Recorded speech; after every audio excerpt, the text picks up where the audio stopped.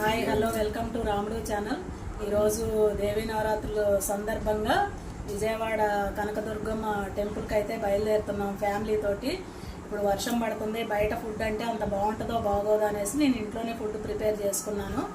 Hot బాక్స్లో pack చేసుకున్న వేడిగా ఉంటుందని. పొగలు వస్తుంది, వేడివేడిగా రైసు 2 హాట్ ప్యాకుల్లో పెట్టేసా. సరిపోయినా సరిపోకపోయినా అందరికీ ఎక్స్ట్రా ఉన్నా ఏం కాదనేసి 2 బాక్సులు పెట్టేసా.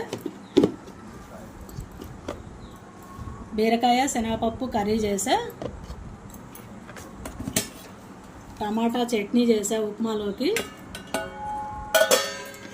టిఫిన్ కోసం అయితే ఉప్మా చేసా. అందరికీ ఇడ్లీలు దోశలు అంటే టైం ఎక్కువ పడుతుంది కాబట్టి త్వరగా బయలుదేరదామనేసి ఉప్మా చేసా. టిఫిన్ అయితే